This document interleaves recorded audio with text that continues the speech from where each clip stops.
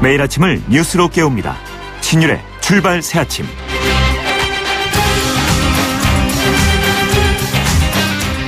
이재용 삼성전자 부회장이 결국 약 지금으로부터 1시간 반쯤 전에 구속이 됐습니다.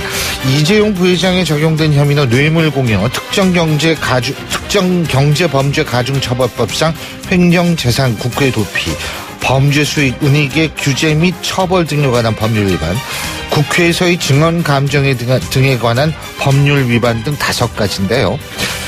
이것은 단순히 이재용 전 부회장에 대한 구속에서 끝나는 것이 아니라 박 대통령의 혐의 수사에도 상당한 영향을 미칠 것이라는 분석이 많습니다. 그래서 이제 주목되는 부분은 박근혜 대통령에 대한 서면 조사가 과연 이루어질 것인가 하는 부분인데요.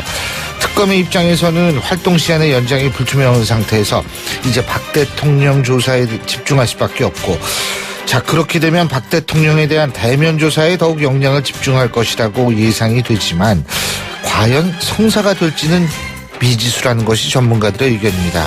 어쨌든 이제 최순실 게이트는 결론을 향해 달려가고 있다는 것만은 확실해 보입니다.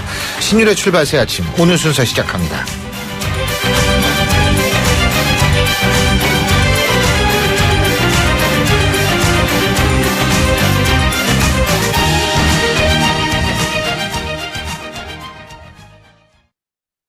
데일리씨 레몬천. 상큼하게 플러스, 생기있게 플러스. 마셔라 데일리씨 레몬천. 리얼 레몬 가죽과 32개 레몬 분량의 비타민C로 상큼함을 채우세요. 매일매일 매력 플러스 데일리씨 레몬천 C 플러스. YTN 라디오 신율의 출발 새아침.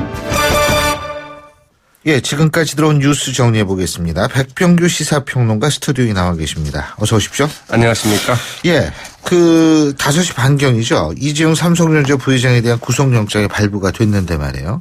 예. 네, 참 길고 긴 하루였죠. 예. 삼성이나 특검이나 또 우리 국민 많은 분들한테도 그랬을 것 같아요. 이게 왜냐하면 박 대통령 조사에 결정적인 영향을 미치는 요소 중에 하나이기 때문에. 맞습니다. 예. 제가 이제 오늘 새벽 4시 반경에 이제 그 눈을 떠서 예. 뜨자마자 이제 바로 휴대폰으로 이제 확인을 해봤는데. 연세가 있으셔서 이렇게 빨리 일어나시나요? 아닙니다. 이거 준비하려고 이렇게 일찍 일어났습니다. 예, 죄송합니다. 새벽에 같이 다 일어나시면서 아시면서. 그냥 궁금해서 여쭤봤습니다. 그래서 했는데 아직 안 나왔더라고요. 그래서 이거 정말 이 판사의 고민이 깊은가 보다. 이런 생각을 했었죠. 예.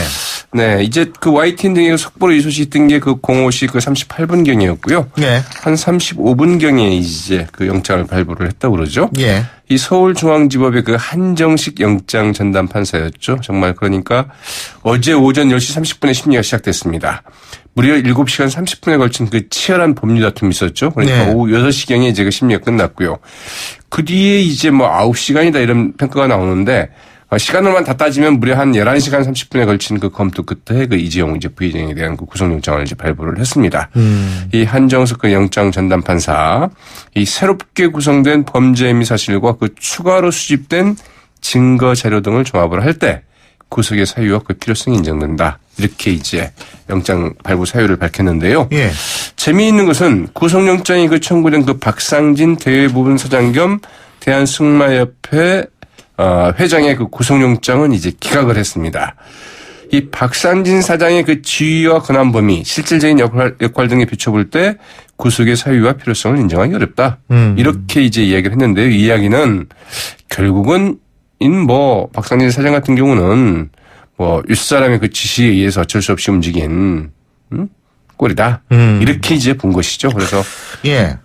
아무튼 말씀하신 것처럼 이재용 부회장에 대한 뇌물 혐의의 구속은 곧 박 대통령의 뇌물수수 혐의를 사실상 법원이 인정하는 것이나 마찬가지여서 앞으로 박 대통령에 대한 수사에도 상당히 좀 탄력이 붙을 것으로 이렇게 좀 예상이 되고 있죠. 근데 일부 분석에 따르면 삼성의 최순실 정유라 씨 지원 플랜 B가 구속영장 발부에 결정적인 역할을 했다 이런 얘기가 나오는 모양이에요. 맞습니다. 플랜 A도 있고 B도 있고 C도 있고 이런 플랜 말이죠. A가 이제 원래 당초 컨설팅 계약을 맺어서 했던 거고요. 플랜 B는 그 뒤에 이제 우회 지원을 약속을 한 건데요. 이 특검팀이 지난해 9월에서 10월 이 최순실 씨의 국정농단이 언론에 보도된 뒤에 이재용 부회장 쪽이 그 최 씨를 우회적으로 계속 지원하고 양쪽의 계약 내용을 좀 은폐하기로 합의한 그 추가 물증을 확보한 것이 주요했다. 이런 분석이죠. 예. 이 특검팀이 그 정유라 씨의 그 승마훈련 지원 업무를 담당한 이 황성수 삼성전자 전무 이 승마협회 부회장이기도 하죠. 이제 이 삼성전자 그 황성수 그 전무의 그 전자우편에서 지난해 10월 그 최순실 씨와 맺은 그 비밀 계약 문건을 확보를 했다고 합니다. 여기에는 그 최 씨와의 그 관계를 그 숨기기 위해서 그 이전에 맺은 이 정유라 씨 승마훈련 관련 그 지원 계약을 일단 파기하고 비밀리에 그 3자 계약을 맺는 방식으로 새로운 지원을 그 약정한 내용이 담겨 있는데요. 삼성이 왜 이렇게까지 위험 부담을 크게 안으면서 이 최순실 씨와 그 정유라 씨를 지원을 했겠느냐. 단순히 그 박 대통령의 그 강요에 의한 것이라고 보기는 힘들다. 이제 이런 게 그 특검 측의 이제 주장이었고요. 예. 이 한정숙 판사가 이제 이를 받아들인 셈이죠. 이 특검팀이 그 이재용 부회장과 그 박상진 사장 그 두 사람의 영장을 동시에 청구한 것도 아주 절묘했다. 이런 평가도 같이 나오고 있죠. 지금 헌법재판소의 탄핵 심판도 이제 끝이 보이고 있다. 이런 분석들이 많이 나오는데 헌법재판소는 어제 24일에 최종 변론을 갖겠다고 지금 얘기를 했죠. 맞습니다. 그 23일까지 그 종합준비 서면을 내달라 이렇게 통지를 했는데요. 이야기는 그 이제 그 최후 변론을 준비를 해라. 예. 뭐 이런 이야기죠. 예. 여기에 대해서 그 박 대통령 그 대리인단은 이 최종 변론에 대한 그 충분한 시간적 여유를 좀 줘야 된다. 예. 그래서 이제 반발을 했지만 헌재는 그런 의견까지 그 종합준비 서면에 적어서 주면은 그때 검토를 해보겠다. 이렇게 얘기를 했습니다. 사실상 24일 그 최종 변론을 이제 그 통제한 대로 진행을 하겠다. 이런 의사를 밝힌 건데요. 마지막 변수라고 한다면 딱 하나가 남아있죠. 대통령의 헌재 출석? 맞습니다. 예. 그러나 그럴 가능성은 이제 지금으로서는 거의 없어 보인다고 그러죠. 예. 뭐 이렇게 되면은 탄핵 심판은 3월 초, 그러니까 약 3월 9일이나 10일 중에 내려질 수 있지 않겠느냐 이런 관측도 나오고 있습니다. 자, 그리고 말레이시아 얘기를 해야죠. 이 말레이시아 쿠알라룸푸르 국제공항에서 김정남을 암살한 용의자들. 이게 지금 말레이시아 경찰은 이 사람들은 청부 암살단이고 그냥 그리고 배후에 누가 있다 이런 입장인 것 같아요. 그렇죠. 예. 국제 청부 암살단이라는 거죠. 그러니까 예. 조직된 급조된 암살단이라는 얘기인데 그 배후가 누구냐? 이 말레이시아 경찰은 그 암살을 기획한 그 마쿠 집단을 그 파악을 했다. 이제 이런 보도도 예, 나오고 있죠. 나오고 있는데 예. 그게 어느 나라인지 어느 집단인지에 대해서는 아직 그 구체적인 언급은 없습니다. 말레이시아 당국은 상당히 좀 조심스러운 이런 입장을 좀 가지고 있는 것 같은데요. 일단 말레이시아 그 경찰 당국은 이 암살 혐의자 6명 모두가 그 살인 청부를 받은 그 암살단으로 파악하고 있다고 하는데요. 이들 6명은 그 특정 국가의 그 정보기관 소속 공작원은 아니라고 합니다. 말레이시아 경찰 현재 그 용의자 3명을 좀 체포를 했죠. 예. 이 중 그 인도네시아 그 여권을 갖고 있던 29살의 그 여성은 이 인도네시아 당국이 그 자국민이 맞다 이렇게 좀 확인을 해줬고요. 지금 말레이시아 현지 언론 보도에 따르면 그 이 여성은 이 쿠알라룸푸르의 이 나이트클럽에서 그 활동하고 있던 이혼한 호스티스였는데 누군가가 접근을 해서 그런 일을 해주면은 좀 뭐 일당 얼마를 주겠다 이렇게 해서 이제 가담을 한 것으로 이렇게 알려지고 있다는 이런 소식도 있습니다. 그렇군요. 어쨌든 이 부분도 이게 참 정말 무슨 영화에서나 나오는 얘기. 거의 뭐 첩보 영화 완전히 영화예요, 영화. 이런 상황이죠. 네. 자, 그리고 더불어민주당 대선 후보 선출을 위한 선거인단 모집. 뭐 엄청나게 많은 사람이 몰리는 모양인데 지금 그러니까 또 역선택 논란이 나와요. 참 이래도 문제 저래도 문제 모양이죠. 이제 완전 국민 참여 경선을 했을 때는 이제 필이 나올 수밖에 없는 이제 이런 문제이죠. 예. 그래서 사실은 예상됐던 이야기이기도 한데요. 글쎄 말이에요. 어제 오후 9시 현재 그 신청자가 24만 명을 넘겼다고 하죠. 그래서 목표로 했던 200만 명을 넘길 수도 있겠다. 이제 이런 관측이 나오고 있는데 그리고 이제 어제 그 박사모에서 그 특정 후보를 좀 배제하기 위해서 그 투표에 좀 적극 참여하자 이런 SNS도 좀 퍼졌다고 그러면서 그러면서 이제 그 역선택의 그 우려가 좀 증폭되고 있는데요.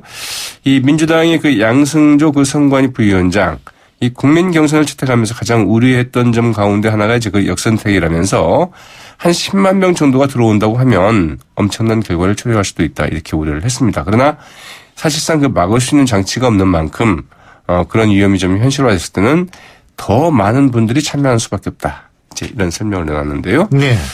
또 반면에 이제 그 역선택에 큰 영향을 미치지 못할 것이다. 이런 관측도 나오고 있습니다. 왜냐하면 지금 현재 그 집전화 회선당 2명, 한 PC에서는 그 한 명 동안 그 접수가 좀 제한돼 있다고 그러거든요. 그래서 그 정당 차원의 그 큰 조직이 움직이지 않는 한 이 역선택 효과는 그게 크지는 않을 것이다. 이런 분석도 있다고 하죠. 네. 바른정당도 뭐 대선 기획단이 출범했다 그러죠? 네, 바른정당은 어제 그 김용태 의원을 단장으로 하는 그 대선 기획단을 그 이제 발족을 시켰고요. 그리고 이제 그 정의당에서는 그 심상정 대표가 어제 그 강상구 전 대변인과의 그 당내 경선을 통해서 정의당의 그 대선 후보로 이제 확정이 됐다고 하죠. 그리고 어제 그 항소심에서 그 무죄 판결을 받은 그 홍준표 경남도지사 이 절망과 무력감에 빠진 국민들에게 희망을 드릴 수 있다면은 저의 어떤 어려움도 마다하지 않겠다. 대선 출마를 시사한 것 아니냐. 이런 풀이를 좀 낳고 있습니다. 예, 잘 알겠습니다. 오늘 말씀 잘 들었습니다. 고맙습니다. 네, 고맙습니다. 예, 지금까지 백병규 시사평론가였습니다.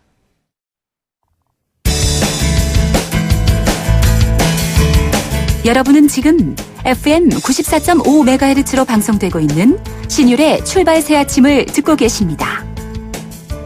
의견 주실 분은 짧은 문자 50원, 긴 문자 100원의 이용료가 드는 휴대전화 문자 메시지 우물정 0945번으로 의견 남기실 수 있습니다.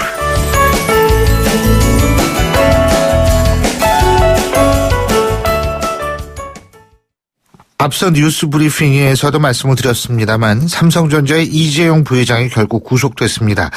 자, 삼성전자의 이재용 부회장의 구속, 이것이 탄핵 심판엔 어떤 영향을 미칠지, 그리고 특검 연장은 어떻게 될지, 이런 부분 얘기 나눠보겠습니다. 더불어민주당 박영선 의원 전화 연결돼 있습니다. 박 의원님 안녕하십니까? 네, 안녕하십니까? 오늘 지금 5시 반에 됐으니까 5시 반경에 구속됐으니까 이제 한 2시간 됐는데요. 네. 어떻게 보셨습니까? 두 가지 의미가 있는 것 같습니다. 좀 늦긴 했지만 법 앞에 만인이 평등하다는 것을 보여주는 사례로 기록될 것 같고요. 예. 또 하나는 더 이상의 정경유착이 없어야 된다. 또 더 이상의 재벌 2세, 3세에 대한 부당한 편법 증여가 근절돼야 된다라는 그런 의미 부여를 할 수가 있겠고, 예. 특검의 입장에서는 뇌물죄의 커다란 산을 넘었기 때문에 이 뇌물죄를 법원에서 인정했다는 것이 그 특검의 박근혜 대통령에 대한 조사, 그리고 탄핵 심판 사유 가운데에서도 이것이 하나이기 때문에 탄핵 인용의 가능성이 좀 더 높아졌다라고 좀 보여집니다. 네. 예. 그러니까 뇌물죄를, 그러니까 사실 헌법재판소의 심리 과정에서 대통령 측 법률 대리인들이 지난번에 그랬죠. 이 구속영장이 이재용 삼성전자 부회장에 대한 구속영장 기각이 된 거 봐라. 뭐 이걸 하나의 근거로 제시하기도 했다고 하는데. 그렇습니다. 네. 근데 이제 그게 가능하지 않게 됐다. 이런 말씀이신 것 같은데요. 네, 이제 헌재 탄핵 사유가 5가지 쟁점이 있거든요. 예. 그러니까는 그 최순실과 비선 조직에 의한 국정농단으로 국민 주권주의와 법치주의를 위반했다는 거고요. 예. 그다음에 두 번째는 대통령의 권한 남용이 있었다는 것. 네. 그리고 언론의 자유를 침해하고 이제 여러 가지 뭐 블랙리스트라든가 이런 표현의 자유를 침해했다는 부분. 네. 그리고 이제 그 세월호 7시간과 관련된 국민의 생명권 보호 의무 위반 사례가 있고요. 예. 이렇게 해서 4가지가 있고 또 하나 이제 지금 말씀드린 뇌물수수, 이 뇌물죄. 예. 그러니까 과연 대가성이 있었느냐, 또 청와대가 압력을 행사했느냐, 이제 이 부분이 이제 크게 5가지 쟁점으로 나눌 수 있는데 예. 그 5가지 쟁점 중에 한 부분을 법원이 인정했다라는 해석이 가능합니다. 네. 예. 자, 지금 말이에요. 그렇게 되면은 이 특검의 이제 대면 조사가 지금 남아 있는데, 네. 예? 박근혜 대통령의 선택은 어떻게 될 거라고 보십니까? 이게 선택의 문제는 아니고요. 예. 조사를 받아야죠. 물론 의무, 네. 그거는 맞는 본인이 말씀이십니다만. 국민들 앞에 나와서 수사를 철저히 수사를 받겠다고 예. 제 기억에 2번인가를 이야기했던 걸로 기억하고 있는데요. 저는 대통령이 이런 형태를 보이는 것은 저는 참 옳지 못하다. 예. 예를 들어서 대통령이라는 그 자체 하나가 일종의 공공기관이거든요. 네. 그러니까 개인이 아니지 않습니까? 그렇기 때문에 저는 대통령이 당연히 특검의 대면 조사를 받아야 된다라고 보고 있습니다. 네. 근데 받을 거라고 보세요? 만일 박영선 의원께서 박근혜 대통령의 입장이라면 받으실 거예요? 이거는 입장의 문제가 아니고요. 예. 저는 대통령의 공인으로서 대한민국 역사에 기록되는 한 장면이기 때문에 이것은 당연히 받아야 되는 것이고요. 예. 지금처럼 대통령이 저렇게 개인의 계산을 하는 대통령이라면 그것 자체로도 저는 대통령 자격이 없는 것 아닌가 이렇게 생각합니다. 근데 이제 대면 조사가 힘들어질 것 같다라는 의견도 많더라고요. 그렇습니다. 뭐 지금 현재 그 청와대의 입장이라든가 예. 뭐 여러 가지 그 청와대의 행태를 보면 예. 국민이 존경하는 대통령 그다음에 국민이 굉장히 그동안에 그 위험이 있다고 생각하는 청와대의 모습을 완전히 이제 망가뜨리는 그런 모습이라서 요새 국민들이 이런 얘기를 합니다. 차라리 대통령이 그냥 국민들한테 떳떳하게 나는 이렇게 해서 내가 몰랐고 잘못했다라고 사과를 하는 것이 낫지 저런 식의 핑계를 대면서 뭔가를 계산하면서 끝까지 저렇게 하는 모습 저것이 더 보기가 안타깝다라고 생각하는 그 국민들이 더 저는 많다고 생각합니다. 지금 청와대 압수수색도 좀 힘들어 불가능해진 상황 아닐까요? 어떻게 보십니까? 그렇습니다. 청와대 압수수색은 어제 결정이 났죠. 법원이 그 특검의 행정소송을 기각했기 때문에 이제 불가능해졌는데요. 예. 그 법원의 기각을 보면 특검이 과연 이제 행정소송 당사자가 될 수 있느냐, 뭐 이제 이런 어떤 법리에서 예. 출발했죠. 그래서 압수수색은 불가능한 것으로 보입니다. 네. 그러면은 뭐 수사에 차질이 좀 있을 거라고 보십니까? 저는 청와대 압수수색을 하게 되면 보다 예. 명확한 증거를 특검이 채택할 수 있기 때문에 수사가 좀 더 명료해지는 그런 면은 있습니다만은 지금까지 나온 여러 가지 증거 정황만으로도 충분하게 이번 일은 정말 국민들 모두가 혀를 찰 정도로 이건 아니다라는 그 증거 입증이 됐다라고 생각하고 있습니다. 예. 자, 어쨌든 지금 특검의 입장에서 볼 땐 대면 조사를 하지 못했고, 예. 그리고 이제 다른 수사할 부분도 많이 남아있기 때문에 어제였었죠. 특검 연장은 이제 황교안 대통령 권한대행에게 이제 연장 신청을 했는데, 네. 당위론적 말고 현실적으로 이 연장 신청이 받아들여질 거라고 보십니까? 그거는 지금 예측하기는 조금 힘듭니다. 왜요? 왜냐하면 정상적인 그 권한대행이라면 저는 특검 연장을 받아줘야 된다고 보고 있습니다. 왜냐하면 여러 가지 이유가 있습니다. 첫째는 국회에서 합의할 당시에요. 이 30일 연장을 조건으로 이제 그 국회에서 합의를 했거든요. 그래서 60일 수사하고 30일은 어떻게 보면 자동 연장된다는 의미로까지 해석할 수 있을 정도의 국회 합의가 있었고요. 네. 그다음에 두 번째는 대통령에 대한 대면 조사가 지금 지적하신 바대로 이루어지지 않았기 때문에 특검으로서는 충분히 연장해야 된다라는 그 신청 사유가 되고요. 예. 또 오늘 이재용 그 부회장이 구속됨으로 해서 다른 재벌들의 형평성 문제가 거론될 수 있습니다. SK나 롯데와 같은. 그러면 이런 어떤 다른 재벌들에 대한 수사는 아직 지금 손도 못 대지 않았습니까? 예. 그래서 특검 입장에서는 당연히 연장 신청을 해야 한다. 저는 그렇게 보고 있습니다. 근데 이게 받아들여진 거는 쉽지 않다라고 보시는 거군요, 그러니까. 황교안 대행이 현실적으로. 만약에 어떤 사적인 마음을 먹는다면, 받아들여지지 않을 확률이 더 높죠. 그러니까 그분의 판단으로서 이것을 공적으로 집행을 할 거냐, 사적으로 집행을 할 거냐, 이런 잣대가 있는 것 같습니다. 네. 예. 근데 이제 지금 사적이라는 게 이제 대선 출마 말씀하시는 거예요? 대선 출마든 아니면 그 황교안 권한대행의 입장에서 보면 박근혜 대통령의 탄생과 함께 법무부 장관부터 시작해서 지금까지 계속 그 권좌에 있었던 사람이잖아요. 그래서 어떻게 보면 이번 일에 과연 그 황교안 권한대행이 모든 것에 나하고는 상관없는 일이다라고 이야기할 수 없는 그런 상황이기 때문에 저는 그런 어떤 개인적인 판단으로서 이것을 더 연장 안 할 수도 있지 않나 이런 생각이 듭니다. 네. 알겠습니다. 그렇게 많이 연장을 안 하게 되면 더불어민주당이나 이런 야당들은 상당히 반발이 심할 수밖에 없는데, 근데 그렇다고 뚜렷하게 어떤 대응책이 있는 건 아니지 않을까 이런 생각이 드는데 어떠세요? 국회에서 이제 특검법을 개정해서 통과시키는 예. 방법이 남아있지요. 네. 근데 그 현재 이제 방법이 있다. 그거에 대해서 예. 자유한국당이 반대를 하고 있는데요. 예. 저는 특검 연장은 너무나 그 당위성이 있기 때문에 예. 이것이야말로 자유한국당 일개 정당이 반대한다고 해서 이거를 통과를 못 시킨다라는 이것은 저는 아니다라고 보고 있습니다. 국회의장이 이것은 직권상정을 해서라도 연장을 해줘야 되는 것 아닌가, 저는 그렇게 보고 있습니다. 예. 자, 그러면은 만일 국회 차원에서 어떤 문제 해결을 시도한다면 그 시기도 중요한 거 아니겠어요?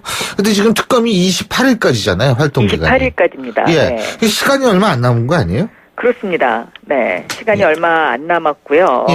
23일 날 본회의가 예정되어 있는데요. 예. 23일 본회의에서 이 법을 통과시키는 것이 과연 적절한가 하는 부분에 대한 좀 진지한 논의가 있어야 될 것으로 보고 있고요.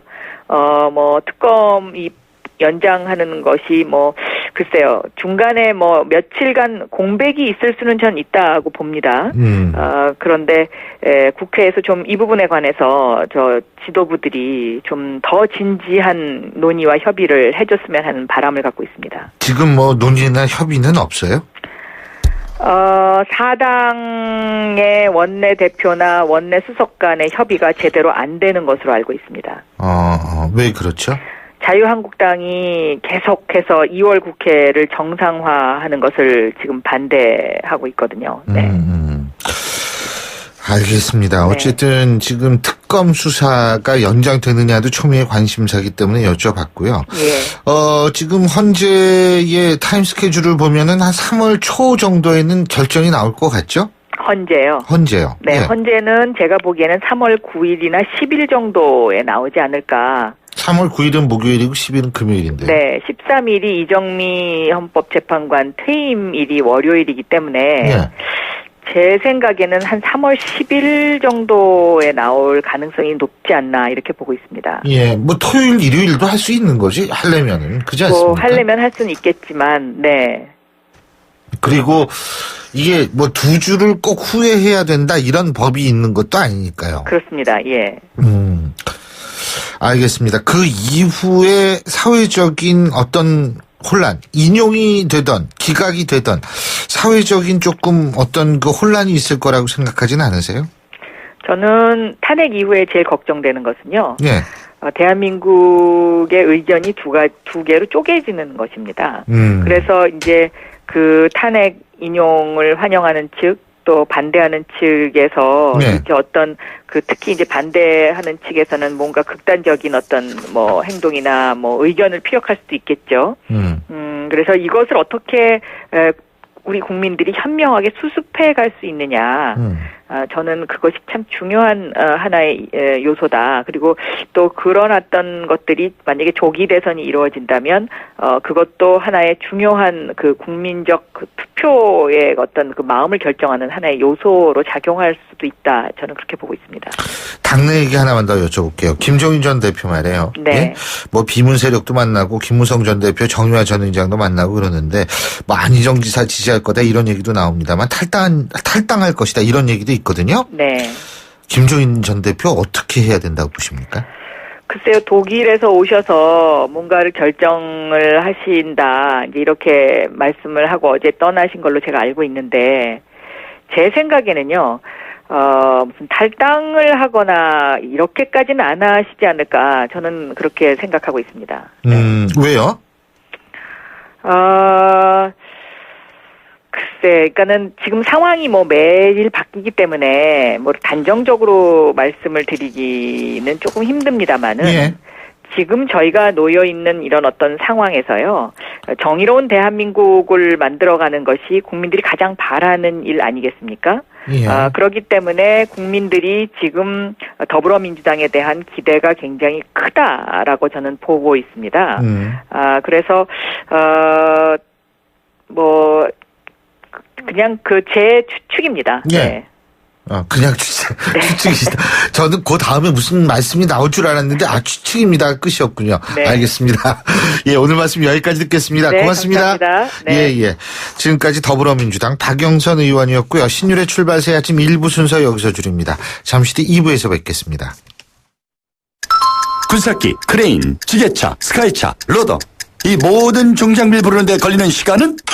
1644-4049 공사마스터 전화 한 통이면 오케이. 중장비 빠르게 찾을 땐 1644-4049, 1644-4049, 공사마스터. 모바일에서 공사마스터. 소통의 아침을 여는 공정한 목소리. 신율의 출발 새 아침. 신율의 출발 새 아침 2부 순서, 먼저 광고부터 듣겠습니다. 크리네어 테크. 크리네어 테크 집중기.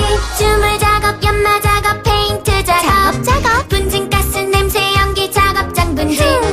이 세상에 못 없애는 분진이 어딨어. 크리네어 테크 기술력이 끝내줍니다. 크리네어 테크. 크리네어 테크 집중기. 사장님, 성악가 김동규 씨네 집 바닥재 좋던데 우리 집도 똑같은 걸로 해줘요. 요즘 떠오르는 바닥재 스타 강마루. 스타일 좋고 습기 열 긁힘에 강하니까 오래 사용하려면 그래서 스타 강마루로 하는구나. 성악가 김동규입니다. 강마루 스타는 스타 강마루. 스타 강마루. 김 사장님은 고민하던 공장 먼지 악취를 어떻게 해결했을까? 박 사장님도 쉽게 없애기 어려운 식당 연기 냄새를 해결하려면 정답은 역시 우양집진기. 이제 25년 기술의 우양집진기로 말끔히 해결하세요. 집진기는 역시 우양집진기. 우양집진기. 검색창에 우양집진기. 온도와 습도를 항상 일정하게 유지시켜주는 항온항습기 전문기업 AR. 전산센터, 반도체 공장, 미술관, 박물관, 귀중품 보관실을 30년 축적된 기술로 AR이 지켜드립니다. 24시간 확실한 서비스 보장. 031-497-0561. 선풍기는 돌다 말고 좌석은 딱딱하지만 낯선 여행자에게 말을 건네는 따뜻함이 넘치는 곳. 자이살메르행 3등석 칸이 묻습니다. 행복은 얼마일까요? 질문 여행으로 인도하다. 대한항공 인도 출발행운항. Excellence in Flight. Korean Air. 들었어? 용인 행정타운 센텀스카이. 단지 내 시설이 어마어마하다며? 수영장도 지을 예정이래. 단지 안에 수영장? 그 말 다 했네. 남다른 커뮤니티로 자부심을 높고 크게. 용인 행정타운 센텀스카이. 조합원 가입 문의 1600-4430. 용인시청역 지역주택조합 추진위회. 홍은희 씨, 잇몸관리 어떻게 하세요? 잇몸관리요? 양치 잘하고 치과도 다니고 그리고 하나 더.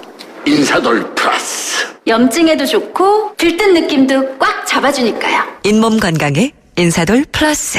써본 후의 차이요? 직접 느껴보세요. 동국제약. 우리나라에서 가장 안전한 차가 된 것보다 더 기분 좋은 건 SM6를 선택한 당신이 더 안심하게 됐다는 것. 5만여 고객님들의 사랑을 받은 SM6. 국토교통부 주관 2016년 올해의 안전한 차 1위. SM6 QM6 자동차 안전도 평가 1등급 획득. 더 많은 분들이 안심하면 좋겠습니다. 6월의 제이준 통신. 졸업식에다 리월입니다. 친구들과 이별이 아쉽기도 하지만 이날만큼은 여러분이 주인공이죠.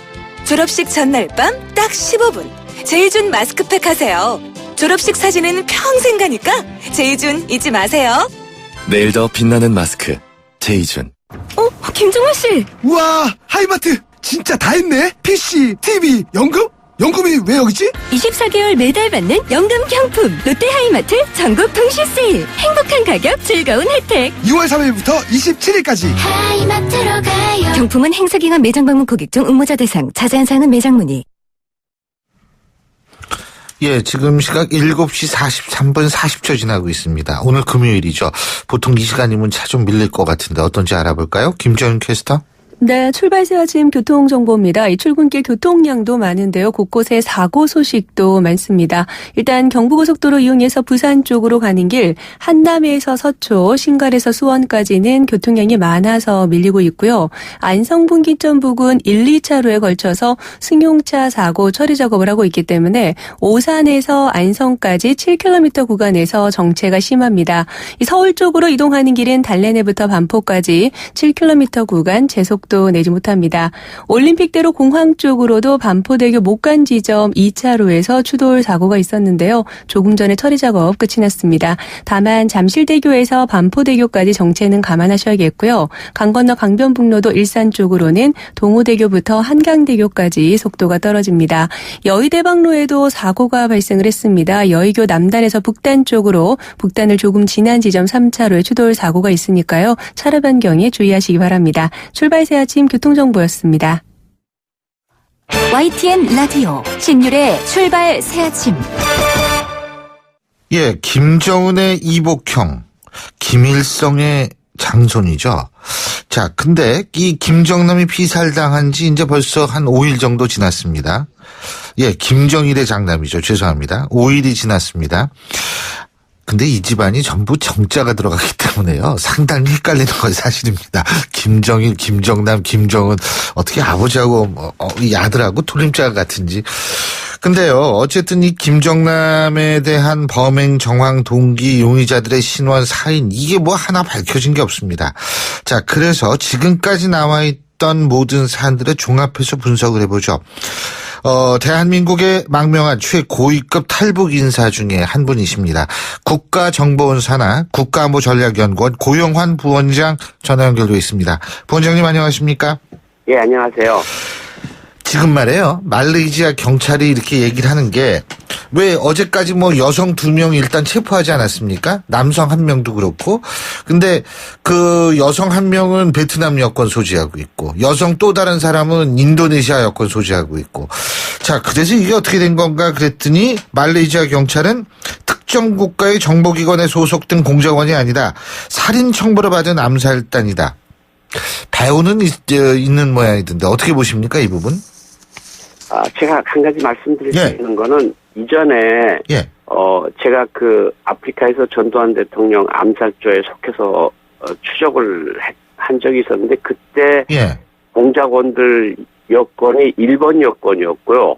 그리고 김현희 씨도 역시 1번 여권 소유자였고 그래서 이런 것은 무엇을 의미하는가 하면 그 여권들이 가짜 여권이 아니라 북한 쪽에서 어떤 절차를 통해서 그 나라에서 합법적으로 입수한 여권이 소유일 수는 있습니다. 이전에 적도기니에서도 그런 현상이 있었고 그러니까 북한이 어떤 수법을 항상 써왔는가 하면 그 나라 여권들을 그 어떤 절차에 의해서 수집을 하고 그 여권을 맞춰서 이제 사진만 바꾸는 거죠 결국은. 그래서 여권 소유자들이 내국 여권을 가지고 공작원들이 활동하는 사례는 무수히 있었고요. 뭐 깐수라는 사람 보면 깐수. 동남아 뭐 아랍 사람처럼 생겼던 사람은 골랐고 그러니까 이번에 제가 추론할 수 있는 거는 그 나라에서 일찌감치 납치돼서 들어갔던 여성 사이에 태어난 자녀일 가능성, 그 나라에서 실질적으로 태어나서 조그만 어린 나이에 들어가서 잡혀서 납치됐고 북한에 들어가서 교육받았을 가능성. 또 한 가지는 북한 여성 중에서 동남아 여성처럼 생긴 여성을 골랐을 가능성. 여러 가지 가능성들이 있거든요. 근데 김정남과 같은 사람을 죽이는데 지방의 어떤 나라의 살인 청부업자들을 고용을 했다. 그런 저 자신은 그것 잘 이해가 안 되고, 그게 예를 들어서 보통 북한인이라고 하면 그것이 가능한 소리지만, 김정남 같은 거물, 이른바 백두혈통을 죽이는데 어떤 국가들의 살인 청부업자들을 고용했다는 말은 저는 납득하기가 좀 어렵습니다. 백두혈통을 죽이는데 예를 들면 북한 정보기관이 살인 청부업자들 고용해서 죽였다. 이거는 말이 안 된다 이 말씀이시군요. 그죠? 네네네. 직접 이제 손을 댈 것이다.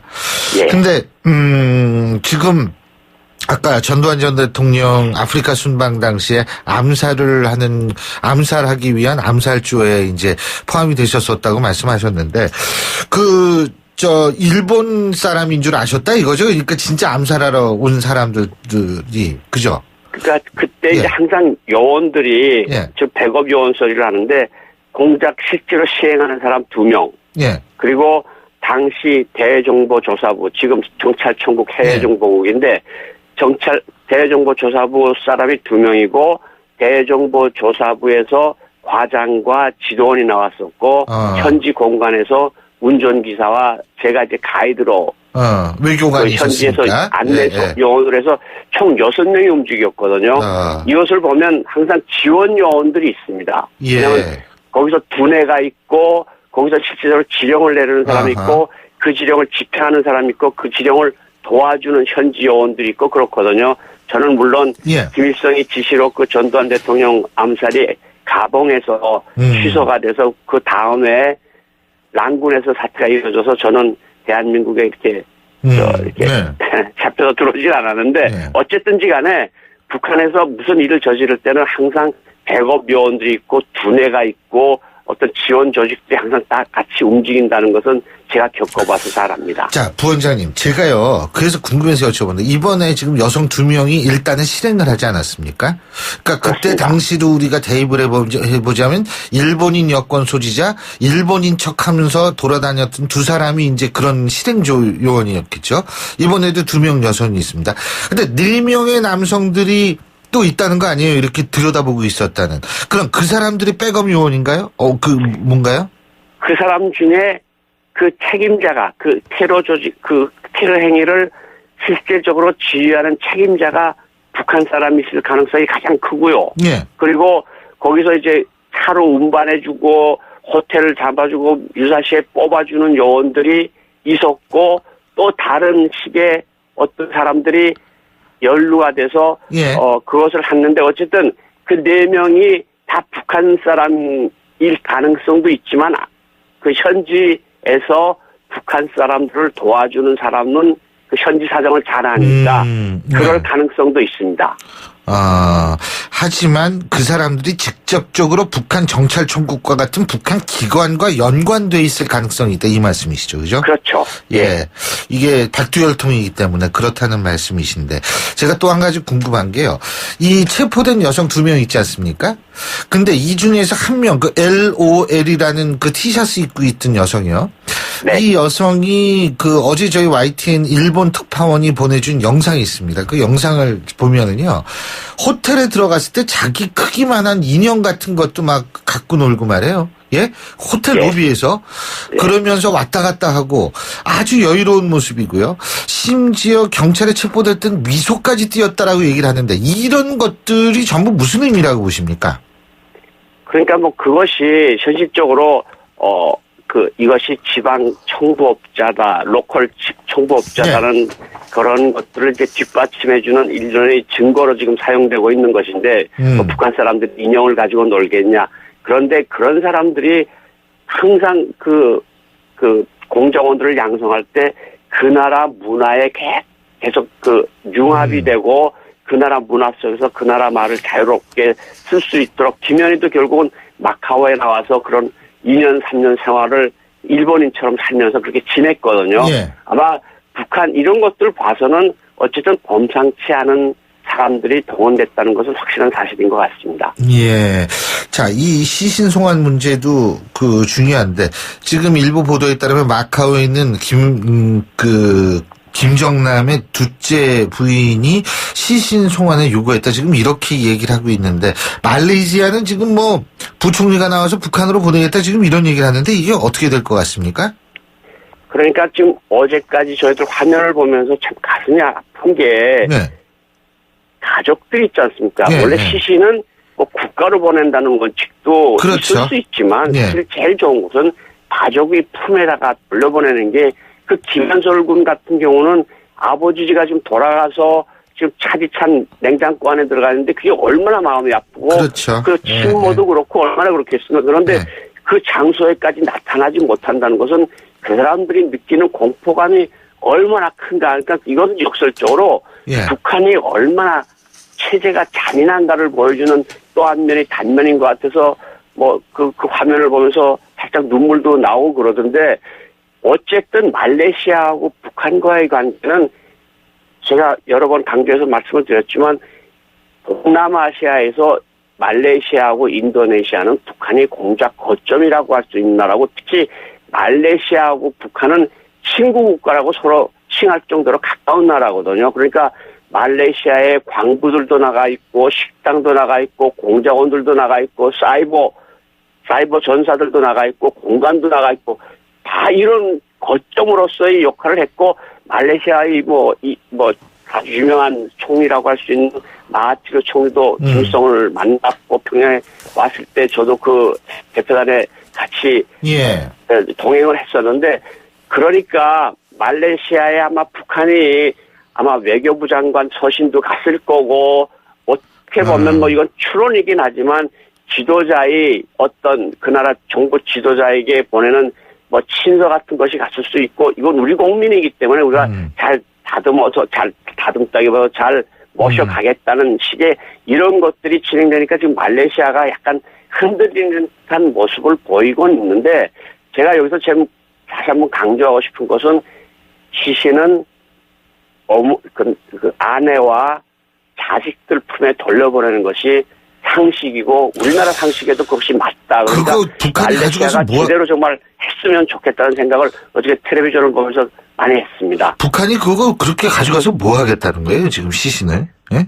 북한이 노리는 것은 가장 중요한 것은 지금 아마 이제 독극물 나올 거라고 많이 말씀들을 하시는데 독극물 잔해가 몸에 안 남는 독극물도 세상에 많이 존재라고 하거든요. 그런데 그것이 알겠습니다. 어떤 말레이시아가 독립의 국가니까 그런 국가에서 시신 부검이 제대로 안 될 경우 뭐 어떤 미국이라든가 발전된 나라 가서 그것이 역추적이 될 수가 있거든요. 잘 알겠습니다. 오늘 말씀 시간 관계상 여기까지 듣겠습니다. 고맙습니다. 고맙습니다. 예, 지금까지 국가안보전략연구원의 고용환 부원장이었고요. 신율의 출발새 아침 2부 순서 여기서 줄입니다. 전 8시 10분 3부에서 뵙겠습니다.